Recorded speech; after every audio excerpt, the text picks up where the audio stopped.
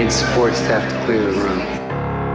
Stand up and walk now. Hello and welcome to The Watch. My name is Chris Ryan. I am an editor at TheRinger.com, and joining me on the other line, as always, it's Andy Greenwald. Happy Monday.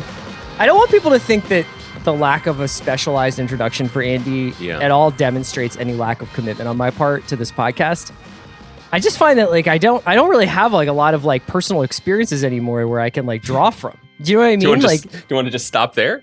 So I guess I could shout in German. That would be a dark reference, or we could just talk about, I could make obscure Lonesome Dove jokes, but that's about all we got. But today, Andy, I'm really excited because this is going to be a little bit of a grab bag pod. We thought we were having a guest today, but we're not. And those are always, it's like when you let the John Coltrane Quartet cook and just improv, that's where we're at today. That's right. I'm shocked. I thought that Jeremy Renner's house flipping business was slow this time of year due to COVID, but apparently something came up.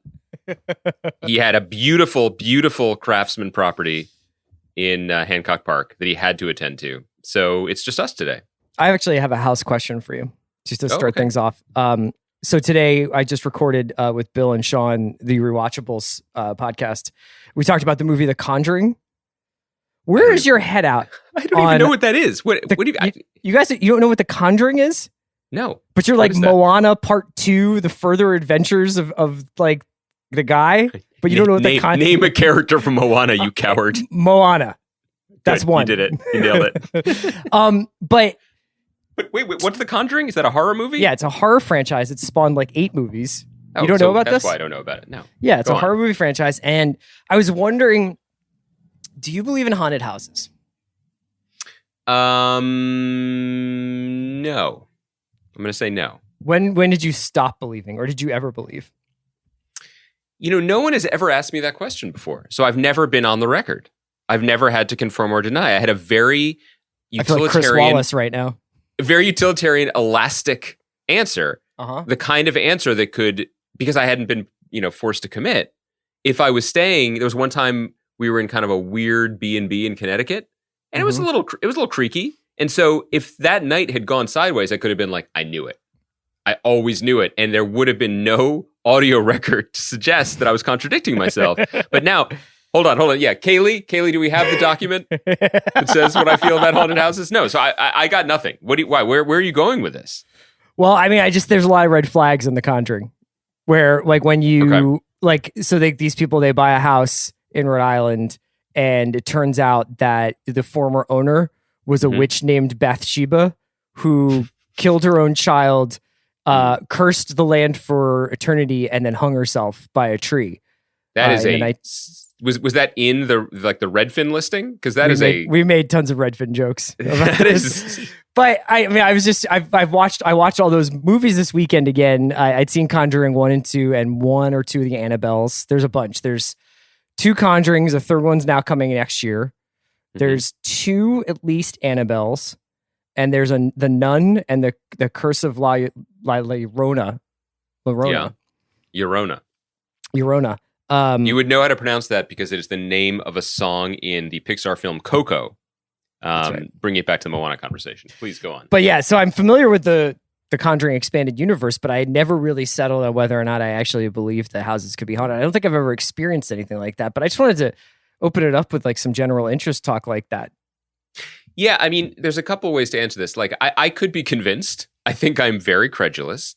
I also think that while it's not necessarily haunted by ghosts, there is an element of living in Los Angeles, or maybe just living outside of New York, that I'm still adjusting to, which is the fact that while there are no longer the comforting sounds of late night revelers vomiting on the sidewalk outside of my bedroom window at 4 a.m, there is an entire animal kingdom. Shouts to TNT, shouts to Ellen Barkin, but that's not what I'm talking about, that exists out here. And I think that this is not just a coastal elite conversation, but I think that maybe this is something that Americans are more used to than I am. So for example, the other night, this is an LA thing. We have a backyard now. I never had a backyard in my life, not growing up, not in New York, but we have one out here. And we were having a socially distanced hang with another couple. We were 6 feet away, and we thought we were the only families present. But as it turned out, there was an entire family of raccoons that just like made a very aggressive parade across the yard. Like there was a papa raccoon, a mama, and then like 3 little raccoon babies just walking. And there's nothing to be done about that. The reason I bring this up, though, how many people at this gathering then pointed at the raccoons and made the nature is healing joke? Unfortunately, none. But I did tell my children about this, and they were very interested in, especially in the baby raccoons that were living in our yard. And the next night, I was out in the backyard with my older daughter because we had heard that there was a comet. Again, I don't know about this. I don't know from celestial bodies. What do you mean? She's heard? Like comet Twitter. My wife said there was like something to look at in the sky. I was like, I don't know. It's part of being a parent. You got to pretend you care about this stuff. So I went out, and my older daughter was pointing out something to me, and then I was like, oh, I think I see something, and then there was like a rustling in the underbush, and I don't want to put her on the spot, but my daughter force majeured me. What I want to communicate to you, Chris, is that within a second of a rustling, it was like a squirrel or maybe one of the raccoon children, I could feel the wind of her sprinting back into the house, and then she closed the door on me. Did she lock it? I think that was a height issue. I don't think she can reach it. Oh, so we won't know. Yeah. But I got force majeured. Like in a foxhole, I cannot depend on my child. What were you really looking for your kid to do? Well, I've done some thinking since. Mm-hmm. In retrospect, the real issue is if I do it to her. Yes, that is the real issue. That's the deal breaker. Yeah. So unless this is like the real world is Dark, the show. Uh-huh. And you are merely like, if she is trying to basically stop you from doing something in the future that will bring about the apocalypse. Well, if this was Dark, the show, she is my daughter, but also my mother. So then it's not cool that she force majeured me. So I feel like it's relevant to your haunted house question. We are going to talk a little bit about the middle episodes of Dark Season 3. I also wanted to talk a little bit about a show that I've rediscovered in what is just an incredible comeback for casual watching. I wanted to hip you to a thing that we dismissed easily, and now that I'm kind of back all in on. But first, I think we wanted to do a little bit of personal housekeeping, right?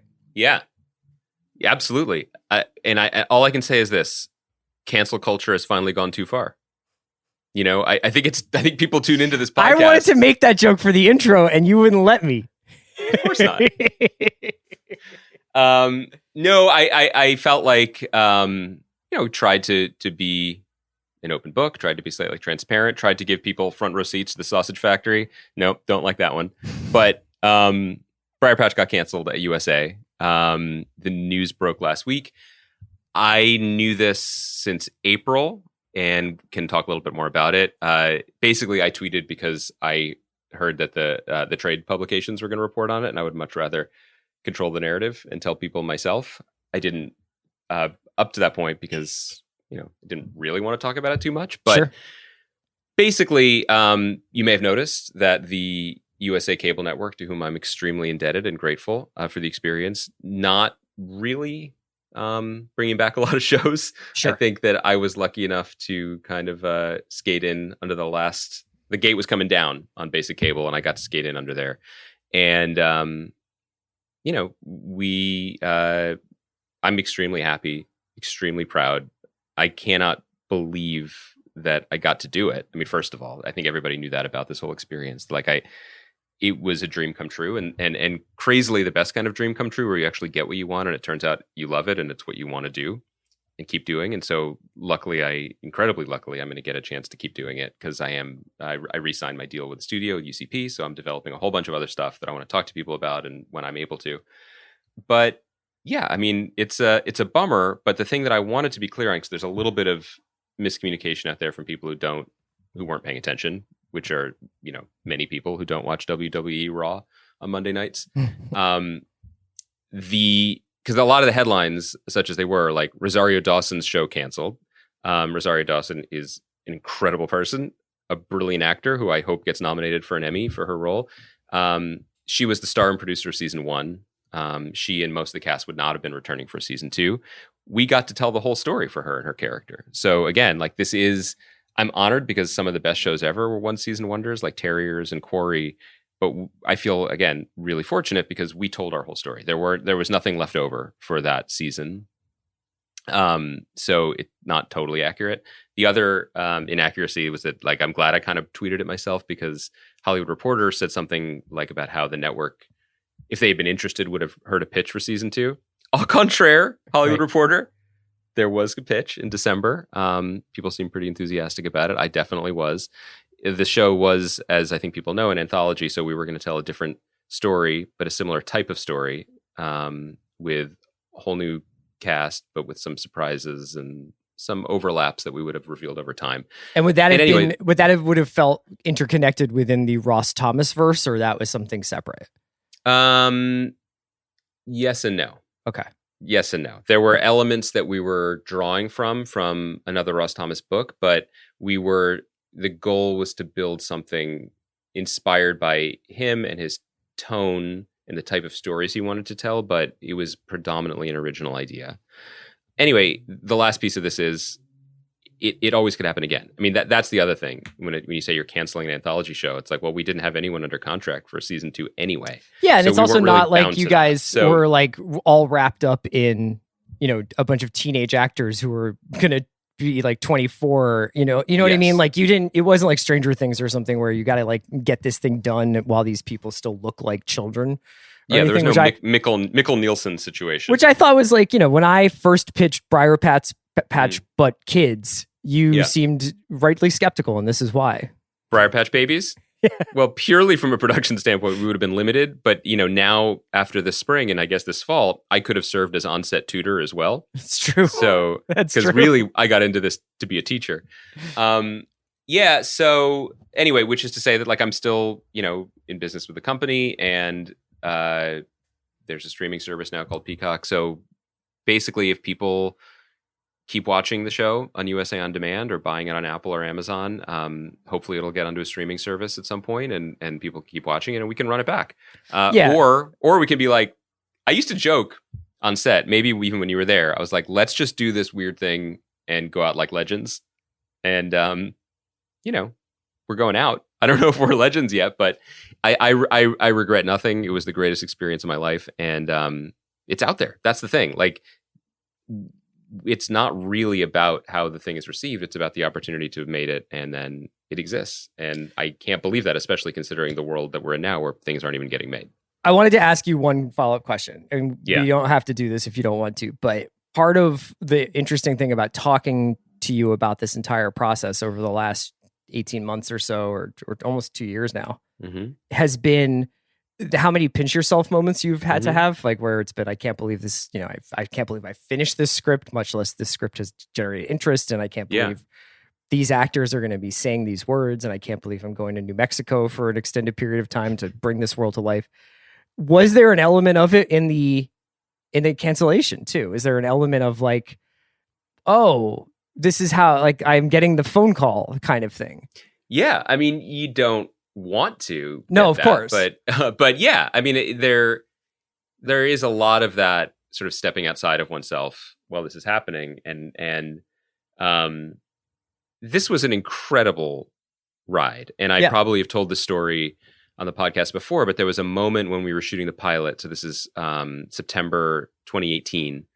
We were in the hotel hallway that we later rebuilt as a set, and Brian Garrity, one of our great actors, pulled me aside and was like, Rosario, well, he has a Philly accent, so he said, Rosario and I were just talking, and we wanted you to know it's not always like this, in the sense that everyone was getting along and everyone seemed like aligned creatively. And I, am old enough and have talked about the business and have known people in the business long enough to know that it is rarely like that. And I got it to be like that for 2+ years, with people getting along and, being able to like work with great, smart, brilliant, kind people, and have all my crazy ideas and song choices and stuff get into the show, and have a studio and network that were aligned with it.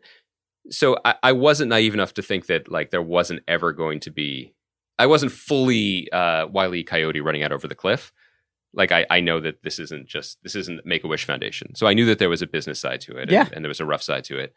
You don't want to get that phone call, but everyone was very nice, and the thing for me, I just want to keep doing it. And so my main sadness and disappointment came from the fact that, like, I have this great team of, our costumer and our DP, and, even the medic from set was writing me, and I feel like I let them down to a degree, but I don't feel like anybody has any reason to hang their head, and we, just keep running at it and try it again.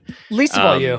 And also, I mean, like, I think that the thing that you've always said, and I think anybody who's spent any time with the show can see, is that you guys made the show that you wanted to make, and it was very unique, and it was very offbeat, and it was of the shows that I think you grew up and learned to love over the course of your life. And those shows aren't always going to be like mass hysteria blockbuster successes. And it also, and you're not going to say this, but I'll say from an outsider looking at it, it felt like you guys were one of the last shows that was presented in the way it was presented on a channel, like on a cable channel, as this is a USA or a TBS or a TNT show. And while there still are things like that, we are obviously witnessing and commenting on a huge changing of the guard in how entertainment is delivered to us. And I'm not saying that had anything to do with it, because I don't actually have any inside information, but I always thought that was, you guys were running a little bit upstream because of that. Yeah, and the head of USA, Chris McCumber, called, this is again all back in April, and was incredibly gracious and had been a supporter of the show and continues to be, and basically said, we're sorry, which is a nice thing to say, but I would imagine this isn't just about me. I imagine he was forced to make similar calls to Megan and Gina at Dare Me, who are doing something awesome and different for the network as well. And, the people who were making Treadstone, which is a totally different type of show, but it doesn't work. The old system doesn't really work. And but this is not making excuses, because your point was right. Like, if you list all the shows that I love, and I listed them, I used to make lists about them for a website. I can't say they like all 10 of them. Yeah. Maybe 10 in a row. Those shows didn't set the world on fire, and that's okay. You don't make it to do that. I fucking love the show. And that is rare, too, for people who were lucky enough to be in this position. So I feel great. My only goal is to get these brilliant, talented people back to work, or getting to work with me before someone else steals them. Because the bigger issue, and this is something we talked about last week, is just crews are in a tough spot right now. There aren't any good choices. There aren't that many bright spots on the horizon. So, that's what getting this back, that not just me, but getting the industry back on the feet is for. Yeah. I mean, we saw today the news that Tenet has been taken off of the schedule for movie releases. We saw, I mean, apropos of what we were talking about earlier, Conjuring 3 has been moved from, I believe, this fall to next summer. There's a 3? So you have so much time to get caught up on The Nun. But yeah, like, I think that I was commenting to you earlier because you said to me, you were like, oh, did you see this Game of Thrones news? So Entertainment Weekly has a newser up today that is, if I had to read the tea leaves, feels like the first drop in what will be a steady steady news drop of information about Dance of Dragons, or this Game of Thrones prequel that HBO is working on. And this is probably happening because, I mean, this is Comic-Con week, right? So this was the week that a lot of it's the virtual, and they're doing a lot of virtual stuff like that. So while they don't have any actual casting news, they do have a bunch of the characters that will need to be filled if everything that they're hearing goes. It is Dance of Dragons, correct? Is that what it's going to be called? No. So that, I don't know. I think it's House of the Dragon might be the show. Oh, my bad. Yeah. Dance of Dragons is an event. Oh my God. I can just, I can feel Mallory hearing this podcast in the future. Part of me wants to go back and retake this, but part of me is just I'm going to die on this hill. Okay. House of the Dragon. Like many of the participants in the Dance of Dragons. Well, so you were die uncomfortably. I think we were having like a good natured back and forth about like getting our heads back into Westeros and like, are you ready to get back in the realm? And you were like, I'm kind of like, I think maybe I've aged out of this or lost my fastball with this. And I was like, I hear you, but at the same time, like as somebody who's staring at like the release schedule for the next couple of months, like I'd bite your hand off for Game of Thrones right now. Now everybody would, but I just mean in terms of the stuff that has been moved around on the schedule to accommodate either taking advantage of everybody being home during the beginning of the quarantine and of the pandemic. And we had, I think, a lot of stuff moving up and a lot of stuff moving back. But when I look at the schedule, at least, there's not a ton that's making me really excited. And I'm also seeing a ton of animated stuff and a ton of stuff that's just not like usually the kind of things that we talk about. So it is really fascinating. I wonder whether or not like the television industry can get by on news about the television industry before it gets back to producing actual stuff. I mean, it's interesting to ask that. I mean, there is value, obviously, and we're starting to see it more and more, and companies are pivoting to showcasing it more and more in the libraries.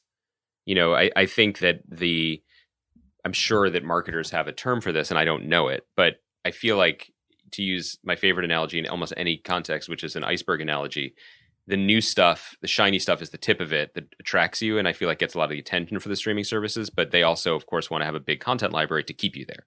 Mm-hmm. That may be inverted now because there are fewer and fewer shows in production. I mean, there's exceptions to this rule, obviously. I mean, like Netflix has said repeatedly that they feel like they have enough stuff to get them through through into next year, and there are shows like Away and stuff coming that like soon that like I think are pretty big ticket items. Do you feel, sorry to jump on this because I'm still thinking about this Game of Thrones thing? Yeah, sure. We've talked about it before, but obviously this is a different moment. So I'm wondering if your take on this has changed at all, because just to recap briefly, there was a Game of Thrones prequel announced and greenlit to pilot. Naomi Watts was going to star in it. Jane Goldman, I believe, was writing the script. Yeah, I had actually gotten a chance to read that pilot.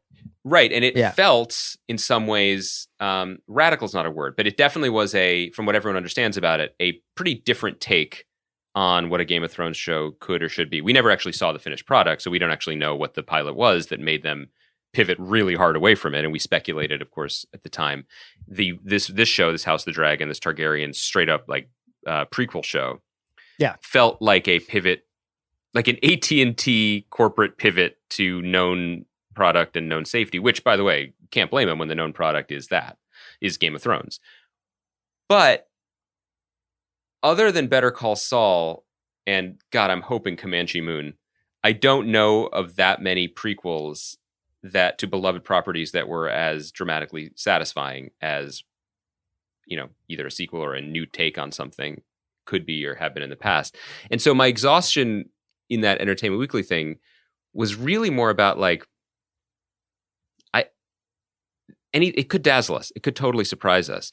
But yes, I'm starved for new content, but I also just feel like we are in, and maybe this is me, we have to feel this way in order to survive every day.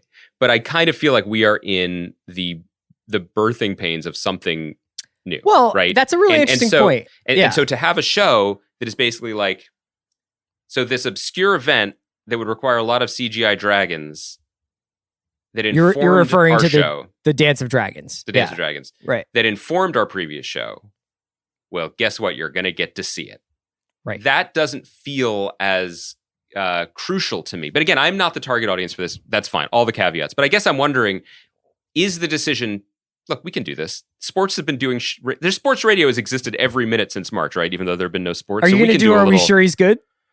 Kind of. I guess what I want to say is, is the decision to put the kibosh on the more radical Game of Thrones continuation in favor of something that felt a little bit more known quantity and safe, is that now an outdated decision? Is that a 2019 mindset? So just the fact that we're having this conversation means Game of Thrones is in the Star Wars zone. Just the fact that we are Monday morning quarterbacking what are probably like some things written on a highly encrypted whiteboard, you know, or the property of like the secret drawer in Casey Bloys's desk where like he makes these decisions in the consult with people. I think we've now moved into when we had Game of Thrones. Yes, it was essentially following a text. It was fulfilling what had been laid out in a book and then went past that book. That book has still not been completed. or those novels, that series of novels still has not been completed. But we all knew the playbook it was running from. Now that we have kind of opened it up to interpretation, we're getting more and more people who are like, my idea, not people who are actually making the show, but just the fans in general who are like, you know what you guys should do is this. Or don't do Blood Moon because that's way too ancient and it doesn't have any connective tissue really to the Game of Thrones that people know and love. And Game of Thrones as a show is going to go on forever as people discover it and rediscover it in the same way the binge mode guys did and talked about it in that way because of like its value beyond super fans. I mean, the people who are like absolutely obsessed with Game of Thrones obviously get a lot out of that show, but the reason it was what it was because of the people who were like, oh man, did you see this Red Wedding? You got to check this show out. Yeah. And I don't know necessarily that casual fan cares very much about whether or not they do an American Horror Story style anthology series, which is something that gets kicked around in this EW piece, or if they do Dance of the Dragons, or if they do something that's the origins of the House of Lannister or whatever. Because I think it's like at this point now, it's become the property of the fandom itself. In the same way that Star Wars, you can have Solo or you can have Rogue One, which in retrospect, I think we were very hard on Solo when it came out, but now in retrospect, it's like among one of the better Star Wars movies, or Rogue One, which is one that we liked quite a bit, right? But was like, oh man, here's what Rogue One has to do if it's set in this timeline. I agree, and I also think that it is very easy for us to backseat drive on these decisions, and I don't have a better solution because what we're also talking about, what's really underlying and informing a lot of these decisions. Yes, they're people, they're really smart, talented executives and creatives who are trying to make the best artistic choice always behind these properties. But you're also fundamentally competing on the level of an image to put on the home screen of your avatar or app on Apple TV or Roku or whatever. And Disney Plus has a Star Wars channel on it, and they launched The Mandalorian with reason, and they were planning to continue their subscriber base by having Falcon and Winter Soldier and have more Marvel stuff. That's seems like a juggernaut strategy that is hard to knock. HBO Max wants more dragons, and and to compete, they probably should have more dragons. Like that is a smart creative play, and that's also why Peacock had a 30 Rock infomercial. I mean, but it's also why people are less or more bearish on Peacock because what is their version of that, right? Sure. So that's the level of artistic decisions and commerce and whatever that we're making or that are being made or that we're talking about. It's just okay. I'm going to do a strange pivot that you might not join me on, but so much of these, you can't really backseat drive decisions when you're on this level of like shareholder interest and the sheer amount of money. And they're also pot committed. Like these streaming services have launched. These are the media futures of these massive companies. So all those decisions are made in that context. But I had I did a Zoom. People do Zooms. I did a Zoom with some students at my old high school, which was fantastic and great. And I always walk away from conversations with young people feeling a lot better about the world than when I talk to olds like me or you. But I was asking them, they were asking about TV I was watching, and I asked them about what TV they were watching. And many of them, and this is like 12 juniors and seniors. It seemed like really smart and sharp, media savvy people, also a very diverse group of students, which I was happy to see. A plurality of them named the show that they watch the most. Reruns of Avatar: The Last Airbender on Netflix. Kids love that. So I didn't know anything about this. This is a Daddington detour that I was going to do anyway, but I feel like it's relevant to this conversation. Completely immune or inoculated from this entire phenomenon, because this is a Nickelodeon cartoon that spawned a graphic novels and then also apparently one of the worst movies ever made by M. Night Shyamalan in 2010. 3 seasons, I think, 3 or 4 seasons, ran from the mid 2000s, like 2005, 2008, or 2008. It was in there.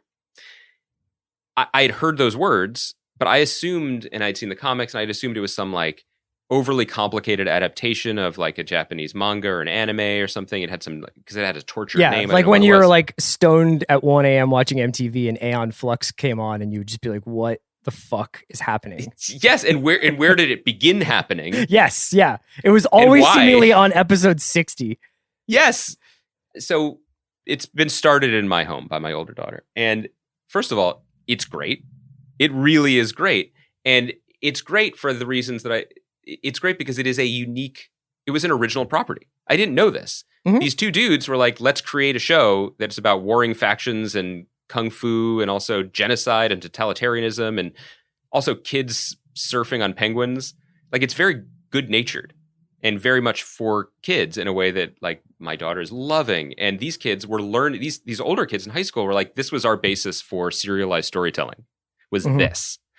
And I bring this up just to say that the audience that these corporations are chasing, they're always chasing the wrong one. They're always chasing the previous generation's audience and trying to just service them and maintain them. And they're never willing to take, increasingly rarely willing to take the larger, the riskier play to grab a hold of a new generation.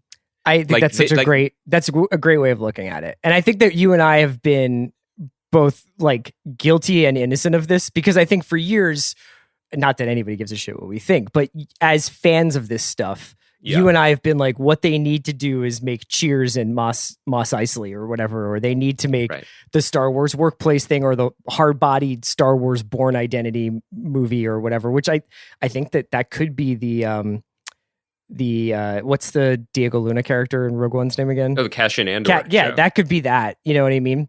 But you know, we have often been like, there are so many corners of this universe to explore. Why don't they go back and do this? Why don't they go back and do this? It just has never really worked. You know, Mandalorian is pretty much the exception that proves the rule, that, and that took the full weight of the Walt Disney Corporation launching a streaming service and being like, you can have this because this streaming service is so valuable that we will let you have this playground, and we're going to give it to the safest pair of hands that we have, which is Jon Favreau and Dave Filoni. And, you know, Deborah Chow looking through these lenses and seeing like, this is what people want from Star Wars specifically. And they didn't get in their own way on that one. And it was perfect in its own way.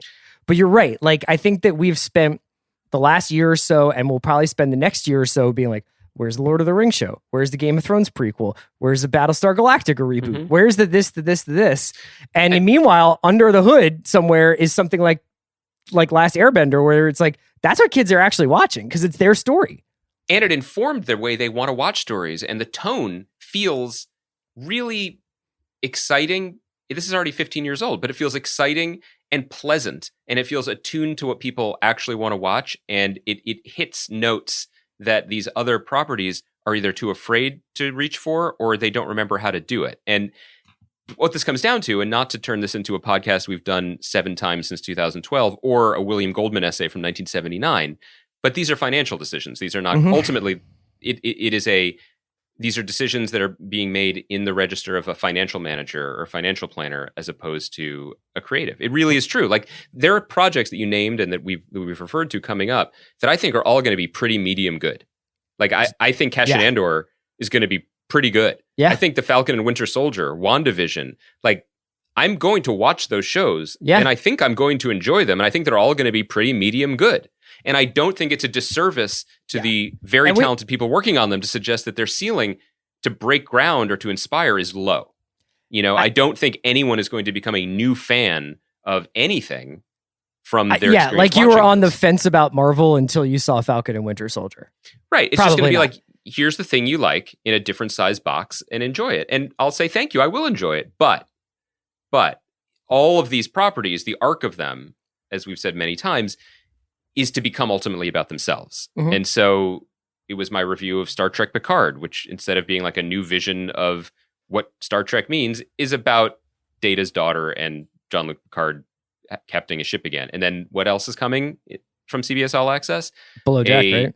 Below Deck, like a kind of Works Blue comedy about the people who are below the decks on these ships, which is, again, a show made about Star Trek for fans of pre-existing Star Trek. Sure.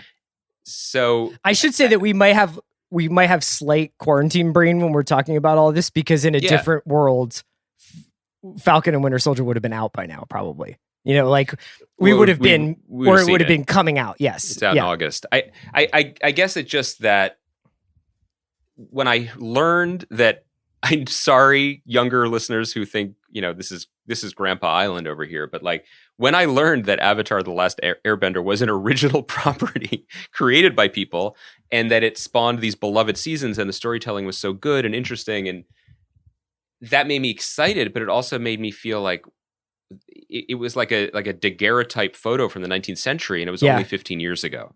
I can tell you, even from my own, you know, obviously circumscribed experiences in the entertainment industry, I bet there has never been a moment when the appetite for original ideas, non-affiliated IP, has been lower, ever. And because that was the thing with movies when everyone rushed to TV, and all those top drawer scripts over the last 20 years have been made.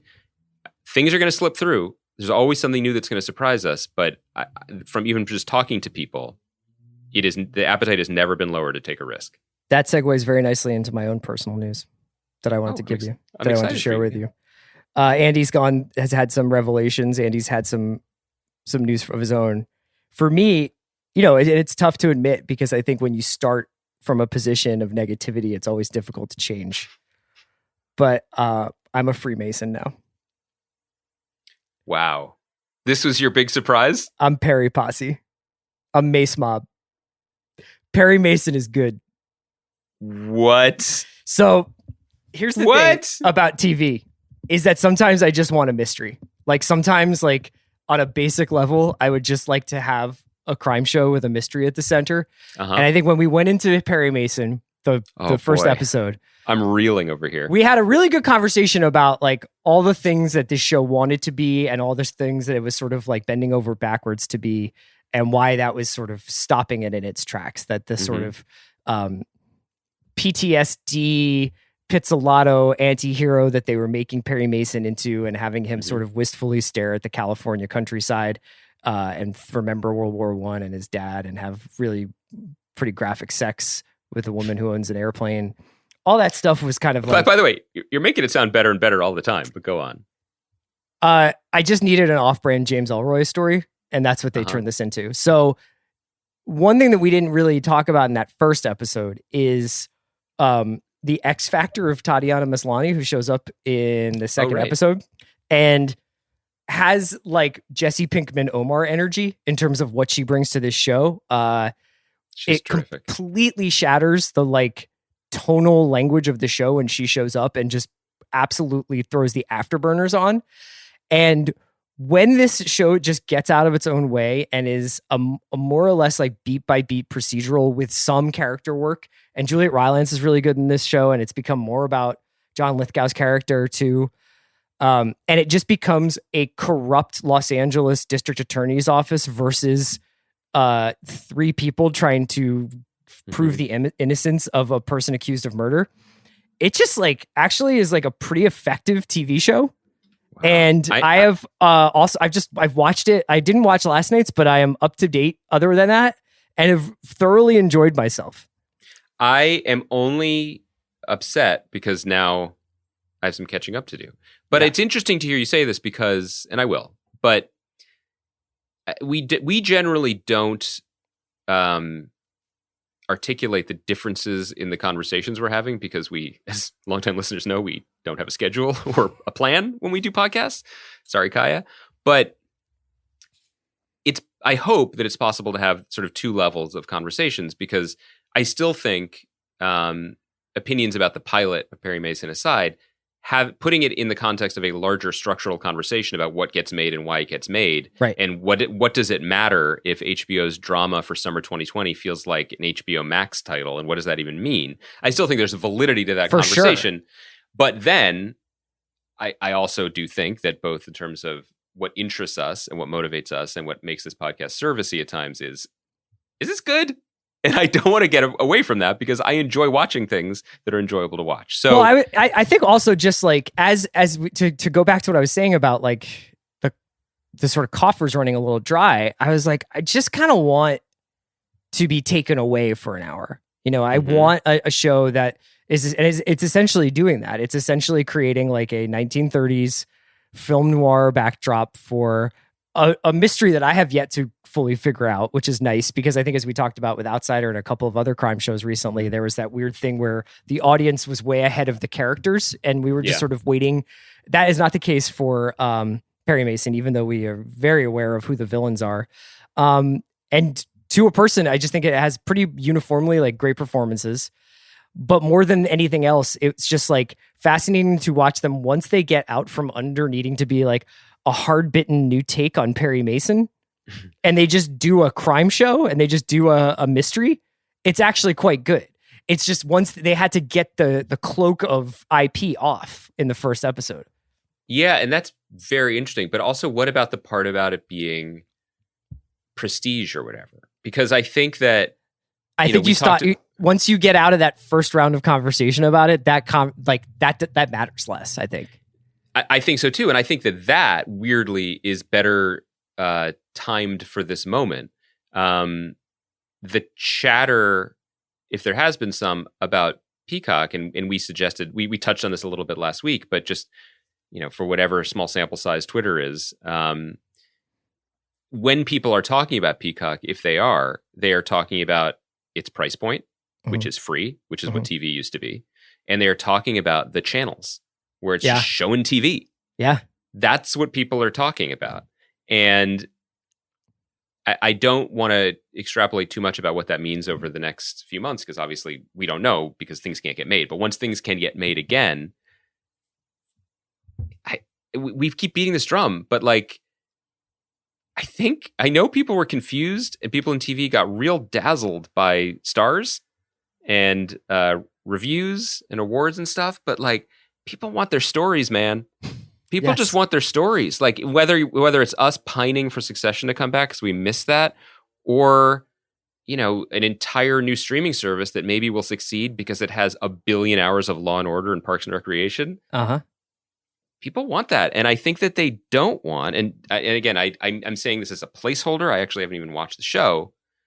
I don't know if they want a prestige adaptation of Brave New World. You know what I mean? Like. Maybe they do, and maybe it's good. There was a good review of it in Vulture today. But what does it mean? But during that's this a show. Moment what does it mean at this moment when everyone's sitting at home and the only people who are quote unquote working in this business are writers like me? Like, what does it mean to finally come to terms with the fact that we wanted to do a lot of this stuff, but maybe the audience doesn't? Well, maybe we got a little too out in front of our skis. You also get into the question of whether or not Brave New World would be better as dystopian future show X that has nothing to do with being an adaptation of a beloved novel.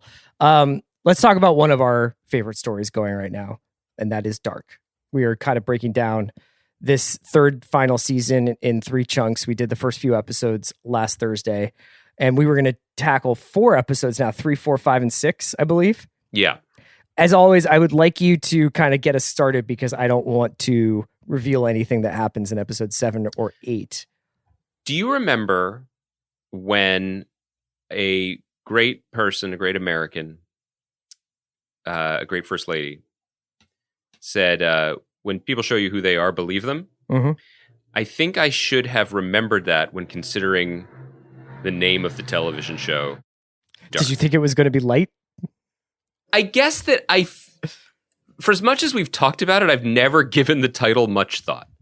I guess it seemed like a cool enough title that could be, I think it's a word in English that works in a lot of languages and translates, and it goes with a visual palette, and probably and beats the other alternate titles for the show, like Holen, which is how you say cave in German, or Antfucker, which I think is just what everyone is on the show, or That's So Winden. That's So Winden is good. I like that. Is alles okay? And the answer is 9. This, I guess they felt like there was a bar they had to reach to earn the title here in season 3, because this has never been a laugh riot. In fact, I've never laughed once watching the show, but this one, this last run of episodes may have pushed me, because we love talking about the show. We love covering it. And I had suggested when we got into season 3 that maybe we would come up with some like fun little bits to do. And you asked me if I had any bits. And so the only one I could come up with. Best time a parent accidentally kills their kid. No, best time a parent just straight up murders their kid. And so for me, I have Katerina's mom clubbing her adult daughter to death with a rock slightly ahead of Jonas opening up a time wormhole over his pregnant forever girlfriend who is bearing his, I believe, hair-lipped future time killer baby. He is the Antichrist. Anyway, so yeah, that's my personal power rankings. But I guess what I want to say is I'm not done. I'm not off of this. But it's an interesting combination when you feel at the end of a series, especially one built on plot like this, there's always that moment where like, oh, we've detached from the booster rockets now, and all that's left to do is finish this, right? Mm-hmm. And there's very little room left to be like, well, maybe this will happen, or I'm holding out hope. Paired with such a relentlessly bleak vision of human nature that these 2 episodes were not as fun for me to watch. Like I was just like, oh boy, I guess I knew they were doing it, but I didn't really believe it. I think that stuff in this genre, whether it's you want to call it time travel or sci-fi or whatever, the storytelling is like a boomerang. And eventually you expect the boomerang to come back. And even though there are a lot of things about this show that are foreign, both in language, but even in the sort of complexity of the plot and the storytelling, I think that I have trained myself over the years to just expect a return to what are the core tenets of this story? Like, what is this story about? But Dark is almost unique in stuff that I have seen in that the boomerang is not coming back. The story is about time travel and how these people who have, accidentally in some cases and on purpose in others, found themselves in the slipstream of time and space are in this forever war and how it could possibly end. It's not about the domestic cares of the first season, which is why I think I fell in love with the show. Absolutely. And I found myself during this batch of episodes probably the farthest from the dock that I have ever felt with this show, where I was just like, but wait a second, like I actually really like Katerina. Like I thought she was a really interesting character. And I thought that the whole dynamic that was set up with her and Hannah in the first season, and then explored even more in the second season as we I think investigated a little bit more about their childhoods, although I could also have been the first season. I can't remember at this point. Like that character, not that they deserved more, quote unquote, from their mother, but I thought the show kind of owed them a little bit more. And more often than not, I feel like the show is kind of disposing of storylines, but also like some of the investments it's made in people to focus purely on this Claudia, Jonas, and Martha triangle of worlds and world leaders. I think when I've been trying to get more people to watch the show, because we've been enjoying it a lot up until last night. And one of the things that I've been finding myself saying about it is this show, to its great credit, takes all the big heady ideas and also what seemingly impossible storytelling painted in corners of time travel and pushes in all the chips and goes all the way. There is no hedging. There is no, well, we changed time this time, or, servicing emotion or sentimentality over the laws that they've established. And I think there's something to be commended about that. I mean, that is no small feat. But there's also, for me, a little bit of be careful what you wish for. Mm-hmm. Because it is so unrelentingly brutal, and it's gotten so far away from a place where you could even say, like many other sci-fi greats, that the time travel is the device to tell the other story, the other themes. This, in the first season, as you pointed out, you could say like, well, really what it's about is how impossible it is to escape our family's histories, or the weight of trauma, or history repeating itself, or being, the claustrophobia of a small town or a small family. It's like a German Bruce Springsteen song. Yeah. And so that, in fact, I think what Dark is doing is it's the reverse. I mean, that was the Trojan horse to just kind of grind it out. You know what I mean? And just be the dude from A Beautiful Mind writing the equations on the windows and being like, look at what I did with my equations, and also look what I did to my window. And where we are now in season 3, it is cool, and I am admiring the shit out of it, that it is essentially now a show with multiple protagonists and multiple antagonists, all of whom are the same person, but there's also 2 versions of each of them. Or I mean, there's multiple versions of each Martha's of them. case, seemingly countless. Yeah. But call me old-fashioned. Call me guy who just discovered Avatar: The Last Airbender over the weekend.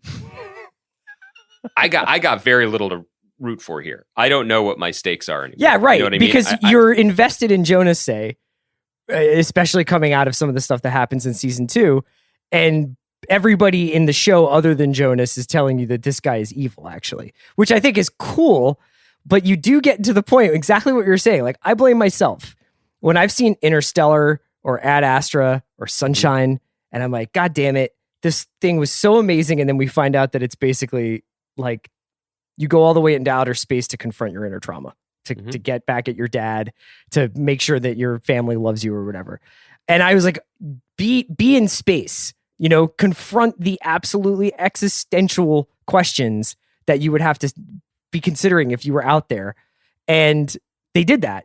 They're like time travel, and it's not about does your dad love you enough. It's actually about time travel, and that's why the true time travel, the true Time Lords who are on Reddit and are like, here I have just diagrammed this like the most complicated spread offense ever. That's who this show is for. And I thought I was a Time Lord, and I think I'm actually just like a sentimental like old shit. So sorry. So in mid thought about Dark, I wish I could time travel to a place where I brought extra batteries here because my audio just went out, but Kai has got me. Anyway, just to say, we always talk about our favorite books by people like James Crumley, which are big, sprawling American mysteries. But if you actually ask me what happened in them, I don't know. I just love them. And I have been so free and easy with Dark. Like, I've never once looked at a Reddit thread. I've just enjoyed it. These last few episodes of season 3, I was like, I actually don't know what's going on anymore. And I've lost my footing beyond that. I don't know what Claudia is doing. I don't know how many more times I can have Jonas or Marta say, don't trust blank. And then they trust them and they don't. And they keep walking into the rake and getting hit in the head. I don't know what the goal is here other than to untie the knot, which I guess means don't let Charlotte be her own mother's daughter. Yeah, I can't answer that question because I think daughter. I would be giving away what episode. I think 7 and 8 do a lot to clear up some of this stuff. Okay. And also push it out even further. But on Thursday, I think we can have a more like complete conversation about it. Just final thoughts about it. I do think there are a lot of things to like, one of which is the cast is so big with so many actors playing the same parts that it's easy to forget what a good job so many of them are doing. Yeah. And so like when suddenly we see old Egon Tiedemann again in episode 306, it's like, that guy's good. Like, I like watching him on TV. I'm glad he's here. These people are making such meals out of the tiny scraps they're given to perform, and I'm sure they don't even understand what the hell they're doing. So I really do enjoy that. I've enjoyed. They speak German and they don't even understand it. That's fair. Lisa Vicari's transformation into multiple Time Lords this season is very cool. Did you just shout out the actress who plays Claudia? No, she plays Marta. Marta, okay. I think she's great, but I gotta say, don't get German IMDb on me now because that's not fair. There are moments this season when I start to think that maybe they were doing it. Like, do you remember there was a book by a French writer named Georges Perec called Avoid? And the goal I don't of the remember book, that French book by Georges Perec. But here's why. There are no E's in the book. It was his challenge. He wrote an entire book without the letter E.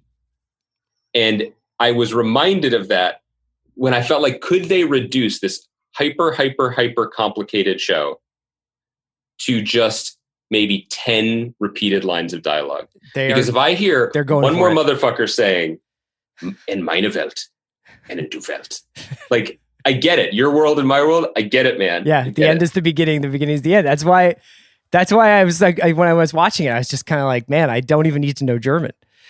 We can wrap it up there. We'll save our final thoughts on Dark for Thursday. We'll also probably talk about I May Destroy You. And I do think we will have our guest who was supposed to be here today for our Thursday show. So a packed Thursday show. Grimwald, thank you for this winding but rewarding conversation. Always a pleasure.